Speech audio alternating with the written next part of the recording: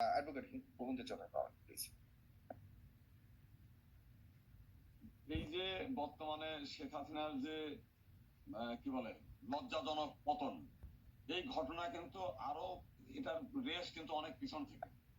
বাংলাদেশের জনগণ গত 2-3 বার তারা কিন্তু কোনো ভোট দিতে পারে নাই, এবং এই দেশের হাজার হাজার মানুষ মানে নেতা তাদেরকে সেই আয়না ঘর গুম খুন করে জেলের মধ্যে ঢুকায় তারা এক নাক তন্ত্র কায়েম করেছিল, এবং এটার পিছনে সহায়তা করেছিল আমাদের পাশের একটি দেশ। তো তাদের মানে ক্ষমতায়িত হয়ে এরা ধরাকে সহায় জ্ঞান করে দেশের জনগণের মূল্যায়ন না করে তারাই একমাত্র তারই বাপ পিতার দেশ, অন্যরা কেউ কিছু না, এইরকম একটা হুমকি ধমকি তাদের মধ্যে ছিল। তো যাই হোক, যেখানে এই দেশের যারা নির্যাতন মানে অন্যান্য রাজনৈতিক দল যে কাজটা করতে পারে নাই, সেখানে ছাত্ররা প্রথম শুরু করে দিয়ে পরবর্তীকালে ছাত্রদের সঙ্গে অভিভাবক সাধারণ জনতা একসঙ্গে এই ডিক্টেটর শেখ হাসিনাকে পতন ঘটায়। সে পালিয়ে যেতে বাধ্য হয়ে তার তখনই ছিল যে এখান থেকে ভারতে যাবে, সেই রাতেই সে অন্য একটি দেশে চলে যাবে। কিন্তু ঘটনাক্রমে দেখা গেল যে তার পরপরই যখন আমেরিকা তার ভিসা ক্যান্সেল করে দিয়ে গেল, সে মনে করছিল যে এইবার ব্রিটেনে যাবে। ব্রিটেনে তার বোনের মেয়ে সেখানকার এমপি এবং মন্ত্রী, বর্তমান সরকারের এমপি। তো সেখানেও ব্রিটেন সরকার তাকে নিতে অস্বীকার করলো। এরপর বেলজিয়াম অস্বীকার করলো, এরপর ইউরোপিয়ান ইউনিয়ন তো আগেই না করে দিয়েছে। পৃথিবীর কোনো দেশ নাই শেষ পর্যন্ত সৌদি আরব নিতে অস্বীকার করলে এখন ভারত দেখলো যে একে নিয়ে আমরা কোন ঝামেলায় মানে পড়লাম, এখন একে আমরা কেন রাখবো। তো এইরকম একটা পরিস্থিতিতে এখন যে জিনিসটা মানে শুরু হলো সেটা হচ্ছে যে শেখ হাসিনাকে কিভাবে আবার বাংলাদেশে পরিত্যাগ করা যায়, এইটার একটা ইস্যু তৈরি করার জন্য আপনি যদি আপনার এর আগে তো আমি বহুবার আপনার এখানে এসেছি, কুমিল্লার যে ঘটনা কিছুদিন আগে, কুমিল্লার ঘটনার এমন একটা মন্দির ছিল না কুমিল্লা শহরে, যে মন্দির ভেঙে চুরিয়ে গুড়িয়ে দেওয়া হয়নি।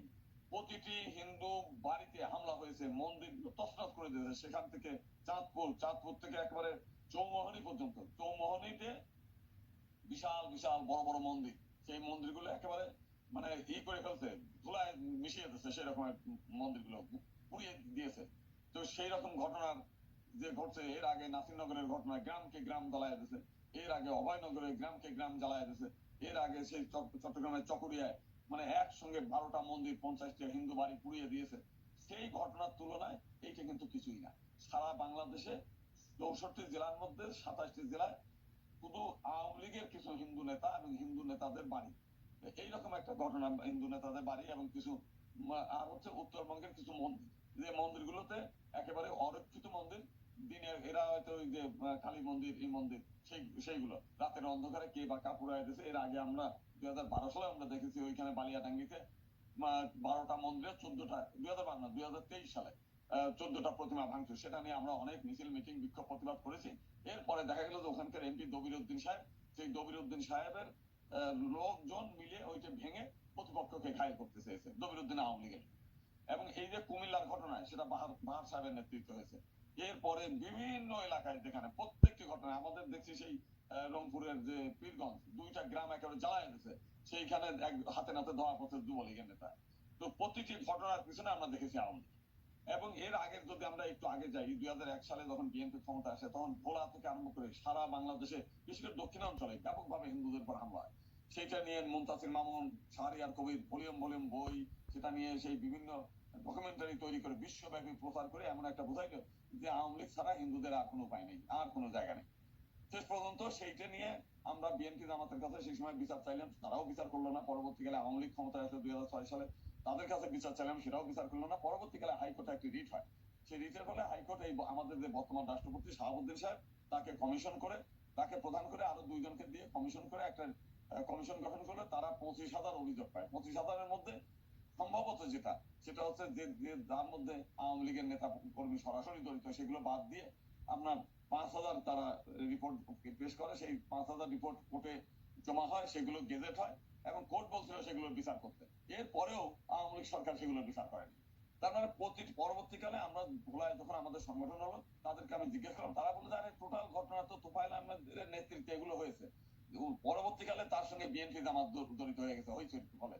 তার মানে প্রত্যেকটি ঘটনা এই আওয়ামী লীগ নিজে ঘটায়, এই দেশের মাইনরিটিদের ঘাড়ের পর চেপে তাদের রক্ত নিয়ে তাদের মন্দিরের আগুন জ্বালায় তার ক্ষমতার এই চেয়ারটাকে শক্ত করতে চাইবে। এবারও তাই। এবারও এই যে ঘটনা, এখন কিন্তু বাংলাদেশে সত্যিকার অর্থে গ্রামকে গ্রাম দালানোর কোনো ঘটনা নেই। কোন আপনি খোঁজ নেন বাংলাদেশের 64 জেলায় ওই দুই এক জেলায় একটা আওয়ামী লীগের নেতা, সে ওই সময় সবার, যেমন আমাদের একটা ঘটনা হারাধন রায়, রংপুরের সিটি কর্পোরেশনের একজন কাউন্সিলর, আর হচ্ছে সে আওয়ামী লীগের থানার সভাপতি, আর হচ্ছে পূজা উদ্যাপন পরিষদের রংপুর হলো মানে রংপুরে হচ্ছে বিভাগ, সরি ওখানকার হচ্ছে মহানগরের হলো সভাপতি। এই ভদ্রলোক হচ্ছে জাহাঙ্গীর কবির নানক, আর হচ্ছে উনার আদেশে সেখানে ছাত্র জনতাকে সে পিকেটিং করতে গেছে, সেখানে ধাওয়া করতে গেছে, তাদের মারধর করে বের করে দিতে গেছে।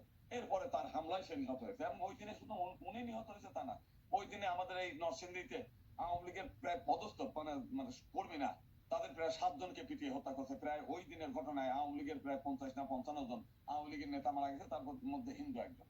কিন্তু ভারতীয় যে সমস্ত মিডিয়া সেখানে দেখা গেল বলতেছে যে তাকে একেবারে সেই মন্দিরের মধ্যে পিটিয়ে হত্যা করছে। গতকাল অবশ্য ওখানকার পূজা উদ্যাপন পরিষদ একটা সংবাদ সম্মেলন করে বলছে না, হারাধনদা আমাদের নেতা, সে আসলে ওই মন্দিরে হামলা হয়ে মারা যায় নাই, মন্দির রক্ষা করতে মারা যায় নাই, সে মূলত হচ্ছে মানে তারা ব্যাখ্যা করে নাই যে কিভাবে মারা গেছে, কিন্তু আমরা জানি এই মানে শেখ হাসিনা পতনের 2 দিন আগের ঘটনা। তো এই হলো বিষয়টা। আমরা কি দেখলাম আমাদের সাতক্ষীরায় ওখানে বিপুল ঘোষ নামে এক ভদ্রলোকের একটা জমি ছিল, একটু ঝামেলা ছিল। ওইখান কলারোয়া উপজেলার ভাইস চেয়ারম্যান এক আওয়ামী লীগ নেতা, সে তার এই হিন্দু লোকের জমি দখল করে ওইখানে একটা রেস্টুরেন্ট আর হচ্ছে রিসোর্ট তৈরি করছে, এবং চাইনিজদের বিল্ডিং এর মতো করে। তো সেটা তখন হচ্ছে যেই সুযোগ আসছে এলাকার জনগণ সেটাকে পুরাই দিচ্ছে যে হিন্দুরা তার সম্পত্তি ফিরে পায়। এইরকম একটা অবস্থার ফলে সেইটা যখন ভিডিও করছে দেখতে একটা মন্দির মতো দেখা যায়। এই ছবিটা